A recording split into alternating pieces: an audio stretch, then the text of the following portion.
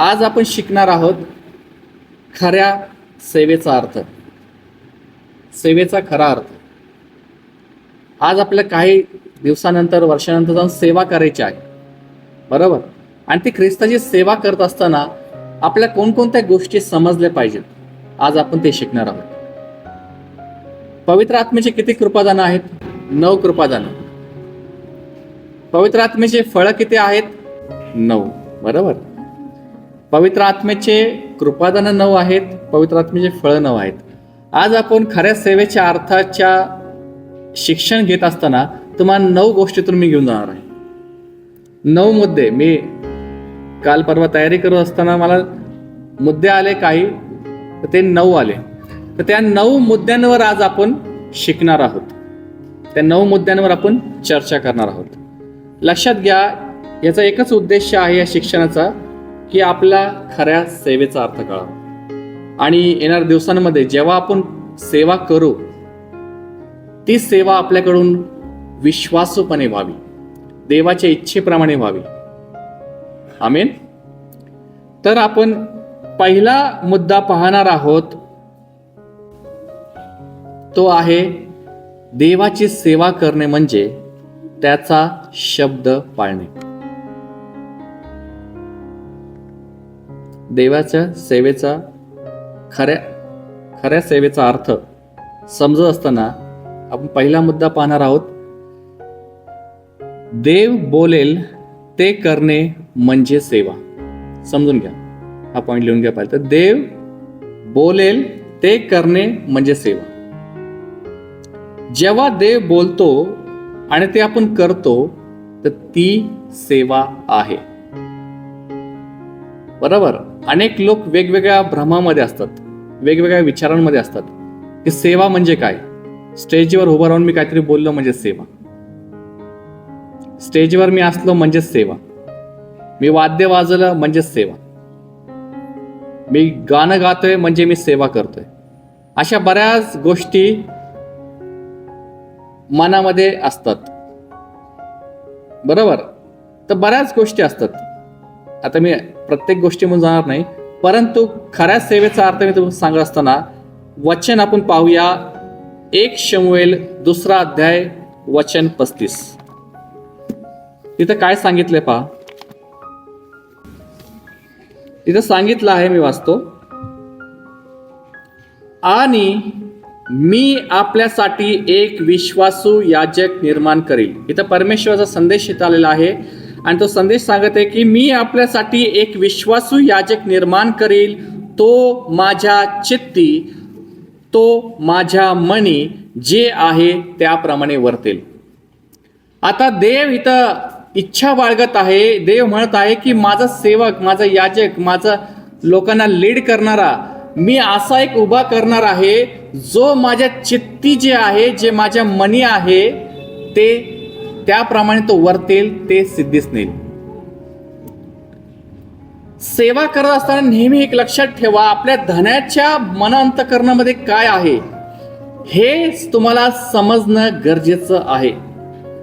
जर हे तुम्हाला समजलं नाही प्रियांनो, तर तुम्ही खरी सेवा करू शकणार नाही. मनुष्याने स्थापिलेली, मनुष्याने योजलेली आणि स्वकल्पनेने आलेली ती सेवा तुम्ही कराल, किंवा हा हे करतोय, तो ते करतोय म्हणून तुम्ही कराल. पण तुमच्या आणि माझ्यासाठी देवाच्या अंतःकरणामध्ये काय आहे, वैयक्तिकरित्या आपल्या जीवनासाठी देवाकडून काय आहे हे समजणं म्हणजे सेवा. ते समजणं आणि त्यानुसार काम करणं ही खरी सेवा आहे. समजते तुम्हाला? एखादा भाई मी सुवार्ता गाजवित आहे, पण देवाने तुला काय सांगितलं आहे, देव तुम्हाला आत्ता काय सांगत आहे ते कर. जर देवाचा आत्मा तुला सांगत आहे की बायबल डिस्ट्रीब्यूट कर, बायबल डिस्ट्रीब्यूट कर. देवाचा आत्मा तुला सांगत आहे की तू एखाद्या सेल ग्रुप लीड करायला सुरुवात कर, लीड करायला सुरुवात कर. देवाचा आत्मा तुला सांगत आहे, त्याचं अभिवचन देऊन, त्याचं वचनाच्या प्रकटीकरणाच्या द्वारे, स्वप्नाद्वारे, दृष्टांताद्वारे, ज्या कोणत्या माध्यमाच्या द्वारे देव तुला सांगत आहे ते करणं म्हणजे सेवा आहे. ते करणं म्हणजे सेवा. ज्यावेळेस मी ख्रिस्तामध्ये आलो प्रियांनो, त्यावेळेस मी देवाकडे फक्त मी सेवा सुरू होण्याच्या आधी मी प्रभूला फक्त एकच म्हणतो की प्रभू मला सांग मी काय करू, प्रभू मला सांग मी कसं करू, प्रभू मला सांग मी काय करू, मी कसं करू. मला कोणाचं ऐकायचं नाही, मला कोणावर विश्वास नाही. तू मला सांग मी काय करू, तू मला सांग मी कसं करू. मी हा हट्ट धरला देवासमोर आणि त्याच्याकडे मागत गेलो. मग देव त्याच्या वचनाच्या द्वारे माझ्याशी बोलायला लागला. त्याचं प्रकटीकरण मला देत गेला. त्या सेवेचे पाचरण वचनाच्या द्वारे आणि स्वप्नाच्या द्वारे, दृष्टांताच्या द्वारे, पवित्र आत्म्याच्या वाणीच्या द्वारे तो मला प्रगट करत गेला आणि ते अधिक अधिक अधिक अधिक स्पष्ट होत गेलं. बरोबर, ते अधिक अधिक स्पष्ट होत गेलं. आणि जे माझं पाचरण आहे, जे मला देवाने कामगिरी सोपवलेली आहे, त्याच्यामध्ये मी पुढे चाललेलो आहे. अनेक लोक सेवा करतात. आता प्रेषितांमध्येच घ्या, तुम्हाला एक चांगलं उदाहरण सांगतो पौलाचं. प्रेषितांमध्ये घ्या, 12 प्रेषित लोकांना सुवार्ता सांगत होते आणि बाप्तिस्मा देत होते पाण्याने. परंतु पौल काय म्हणतो? पौल म्हणतो करंथीकराच्या मंडळीला पहिल्या पत्रामध्ये, पौल म्हणतो की मला देवाने शिक्षण देण्यासाठी पाठवलं आहे, मला प्रेषित आणि घोषणा करणारा म्हणून निवडला आहे, मला देवाने बाप्तिस्मा करायला पाठवलं नाही. लक्षात घ्या, स्पेसिफिक तो काय म्हणत आहे, मला देवाने बाप्तिस्मा करायला पाठवलं नाही. समजतंय? एवढं स्पष्ट आपण पाहिजे वरील पाचारणाविषयी. तुमच्या जीवनाविषयी वैयक्तिक जे काही पाचारण आहे त्याच्याविषयी तुम्ही एवढं स्पष्ट पाहिजे. जर तुम्ही गाणी गात आहात तर खरोखर देवाने तुम्हाला आराधनेचा आत्मा दिला आहे का? देवाला विचारा. जर तुम्ही एखाद्याला शिक्षण देत आहात, सुवार्ता करत आहात, देवाला विचारा, खरंच ती सुवार्ता सांगण्यास तुम्हाला देव प्रेरणा देत आहे का? ते अनेक माध्यमांच्या द्वारे तुम्हाला देव प्रगट करतो. कधी कधी बर्डन देतो, तुम्हाला समजतं की नाही खरोखर हे देवाकडनं, तुम्ही ते करता. परंतु ते समजणं गरजेचं आहे, ते देवाकडनं येणं गरजेचं आहे आणि त्याचा शब्द त्याच्या चित्ती आणि मनी जे आहे त्यानुसार मग आपण पाऊल टाकणं गरजेचं आहे. मी माझ्या जीवनामध्ये अनेक लोक बघितलेत जे राष्ट्रांसाठी प्रार्थना करतात, परंतु तुला मध्यस्थी करण्यासाठी देवाने अपॉइंट केलं आहे का? लक्षात घ्या, मी तुम्हाला गोंधळात टाकत नाही, पण मी तुम्हाला स्पष्ट करते की तुमच्या जीवनाविषयी काय आहे वैयक्तिक ते समजणं गरजेचं आहे. जर ते तुम्हाला समजलं आणि त्यानुसार तुम्ही पाऊल टाकायला सुरुवात केले, देव अधिक आणि अधिक ते स्पष्ट करत जातो आणि त्याची शब्द ऐकून तुम्ही त्याची सेवा करायला सुरुवात करता. आणि ती खरी सेवा आहे प्रिया. माझं धनी जे सांगत आहे मला, आता तर काय वचन वाचलं आपण, जे सांगितलेली कामे एखादा दास पूर्ण करतो, सांगितलेली कामे. लक्षात घ्या, लोकमध्ये काय वाचलं आपण 17व्या अध्यायामध्ये, सांगितलेली कामे म्हणजे देवाने जे सांगितलेली कामे आहे आणि मी ते करत आहे, तर समजून जा की तुम्ही धन्याचे शब्द ऐकून काम करत आहात. आपण कोण आहोत? दास आहोत. आपण ख्रिस्ताचे दास आहोत. त्यांनी आपल्याला निवडलं आहे, त्यांनी आपल्याला नेमलं आहे, तो आपल्याला पाठवत आहे आणि आपल्याला ते काम करायचं आहे. पण ते काम करत असताना मला काय देव सांगत आहे आणि मला काय करायचं आहे हे स्पष्ट असू द्या. हे स्पष्ट असू द्या. जर तुम्हाला सेवा करायची इच्छा आहे, जर तुमच्या अंतःकरणात आहे की नाही मला सेवा मध्ये कुठेतरी भाग घ्यायचा आहे, कुठेतरी मला पुढे जायचं आहे, तर ते तुमचं वरील पाचारण तुम्हाला स्पष्ट करायचं आहे. पेत्र काय म्हणतो? तुमचं वरील पाचारण स्पष्ट करण्याकडे अधिक लक्ष द्या. अधिक लक्ष द्या. आपल्या कुठल्या गोष्टीकडे अधिक लक्ष द्यायचंय? देवाकडून जे आपल्याला आलेलं पाचारण आहे ते समजून घेण्याकडे लक्ष द्यायचं. जर देवाने मला पाळक म्हणून निवडलंच नाही तर मी पाळक म्हणून सेवा का करू? समजतंय? केनेथ हेगन म्हणून एक सेवक आहे, होते, आता नाहीत ते सेवक एका बॅप्टिस्ट चर्चमध्ये कितीतरी वर्ष सेवा करत होते. पाळक म्हणून सेवा करत होते आणि सेवा करत असताना एके दिवशी देवाने त्यांची भेट घेतली आणि त्यांच्याशी संवाद साधला आणि देवाने त्याला सांगितलं की तू हे काय करत आहे. प्रभू येशू ख्रिस्त त्याला म्हटले की तू हे काय करत आहे. तो म्हणला, प्रभू मी तुझी सेवा करत आहे, मी एका चर्चचा पाळक आहे आणि मेंढरांचा प्रतिपाळ करत आहे आणि त्यांना शिक्षण देत आहे. तर प्रभूने त्यांना सांगितलं, मी तुला पाळकीय सेवेसाठी निवडलंच नाही. मग तो म्हटला की प्रभू मी एवढ्या वर्ष सेवा करत आहे, ते सगळं काय? प्रभू म्हणलं, हे सगळं व्यर्थ आहे, कारण हे तुझ्या मनाने लोकांनी सांगितल्याप्रमाणे तू हे केलं आहे, पण मी तुझ्यासाठी काय नेमलेलं आहे, काय ठेवलेलं आहे त्यानुसार नाही. लक्षात घ्या, जर आपण दास आहोत, आपण कामकरी आहोत, तर आपल्या धनी जे बोलल तेच आपल्याला करायचं आहे. समजतंय? आज मी एका कंपनीमध्ये कामाला आहे, तर कामामध्ये वरिष्ठ अधिकारी जे मला सांगतील तेच मला करायचं आहे, बरोबर? तर ह्या गोष्टी कशा आहेत की आपला धनी जे सांगत आहे ते जर आपण करत आहोत तर तो खुश होईल. जर आपला धनी आपल्याला सांगत नाहीये काय गोष्टी, किंवा आपल्याला समजत नाही की त्याच्या इच्छा मनात काय आहे आणि आपण काम करत सुटलेलो आहोत, तर समजून जा की तुमचा धनी खुश होण्याचा प्रश्न येत नाही. कारण त्याच्या मनात तुमच्याविषयी काय आहे, तुमच्याविषयी योजना काय आहे, तुमची नेमणूक काय आहे, तेच तर तुम्हाला समजलं नाही आणि तुम्ही सेवा करतात तर काहीच फायदा नाही. तुम्ही फक्त मनुष्याला खुश करू शकता, स्वतः संतुष्ट असू शकता की नाही मी देवाची सेवा करत आहे.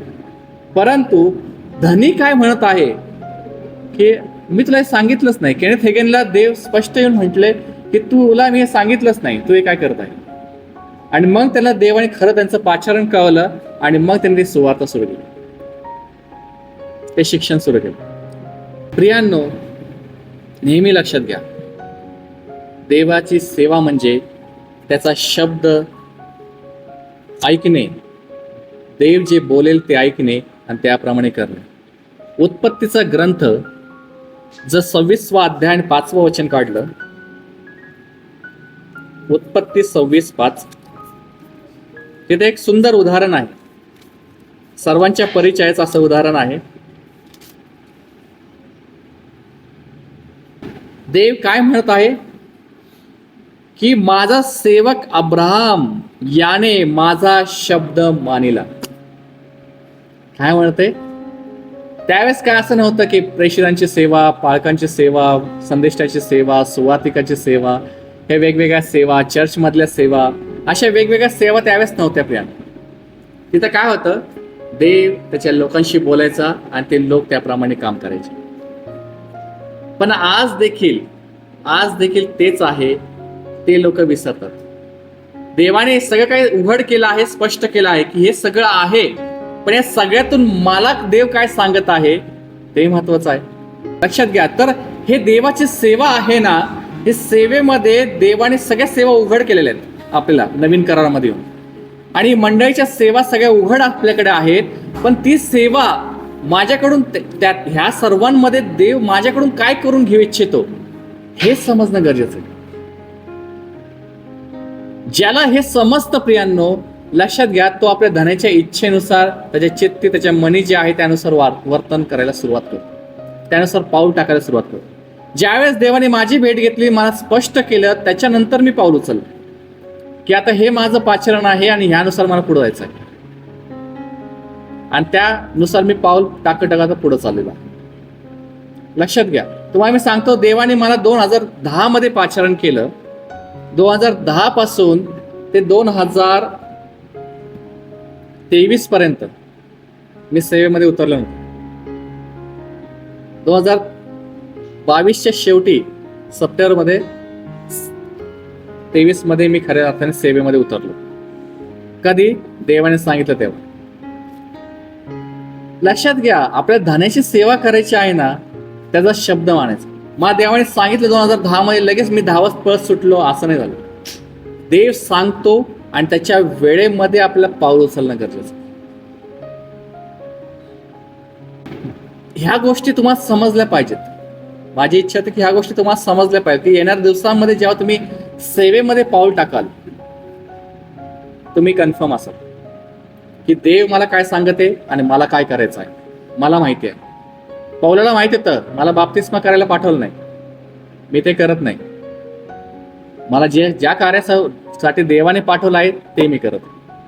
बाप्तिस्मा करणे देवाच्या सेवेमध्ये येत नाही का? येतं ना. प्रमुख सेवा आहे.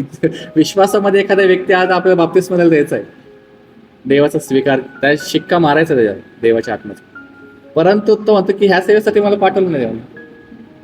तर लक्षात घ्या, अनेक सेवा आहेत, परंतु मला काय देव सांगत आहे ते महत्वाचं आहे. इथं देवाचं वचन सांगते अब्रामाविषयी, देव साक्ष देत आहे इसाकाला की अब्रामाने माझा शब्द मानिला, माझे सांगणे ऐकले.